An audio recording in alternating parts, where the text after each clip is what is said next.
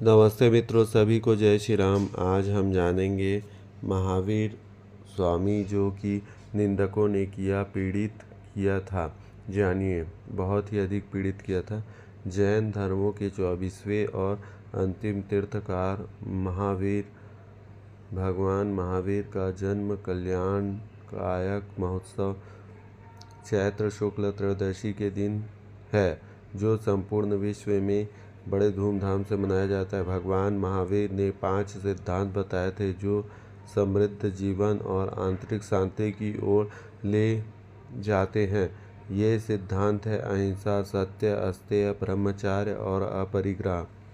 जैसे हर समाज के जीवन में देखा जाता है, वैसे महावीर के समय में भी देखा गया। जहाँ उसमें लाभान्वित होने वाले लोग थे, वहाँ समाज कंटक निंदक भी थे। उसमें से पुरंदर नाम का निंदक बड़े ही क्रूर स्वभाव का था। वह तो महावीर जी के मानो पीछे ही पड़ गया था। उसने कई बार महावीर स्वामी को सताया, उनका अपमान किया, पर संत ने माफ़ कर दिया। एक दिन महावीर स्वामी पेड़ के नीचे ध्यानस्थ बैठे थे। तभी घूमते हुए पुरंदर भी वहां पहुंच गया। वहां महावीर जी को ध्यानस्थ देख आग बबूला होकर बड़बड़ाने लगा, अभी इसका ढोंग उतारता हूँ, अभी मजा चखाता हूँ।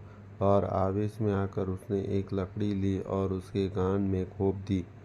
कान से रक्त की धारा बह चली, लेकिन महावीर जी ने चेहरे पर पीड़ा का कोई चिन्ह न देख कर वह और भी चिढ़ गया और कष्ट देने लगा। इतना सब होने पर भी महावीर जी किसी प्रकार का कोई पीड़ा को व्यक्त किए बिना शांत ही बैठ रहे।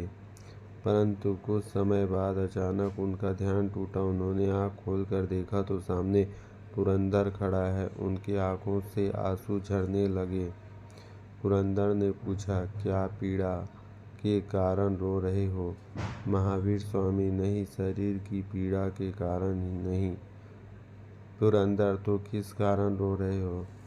मेरे मन में यह व्यथा हो रही है कि मैं निर्दोष हूँ, फिर भी तुमने मुझे सताया है, तो तुम्हें कितना कष्ट सहना पड़ेगा, कैसी भयंकर पीड़ा सहनी पड़ेगी। तुम्हारी उस पीड़ा की कल्पना करके मुझे दुख हो रहा है। यह सुन पुरंदर मुख हो गया और पीड़ा की कल्पना से सिहर उठा। पुरंदर की नाई गौशालक नाम का एक कृतघ्न गद्दार ने भी महावीर स्वामी को बहुत सताया था। महावीर जी के 500 शिष्य को उनके खिलाफ खड़ा करने का षड्यंत्र भी सफल हो गया था। उस दुष्ट ने महावीर स्वामी जी को जान से मारने तक का प्रयत्न किया, लेकिन जो जैसा बोता है उसे वैसा ही मिलता है। धोखेबाज लोगों की गति होती है। गौशालक का भी वही हाल हुआ।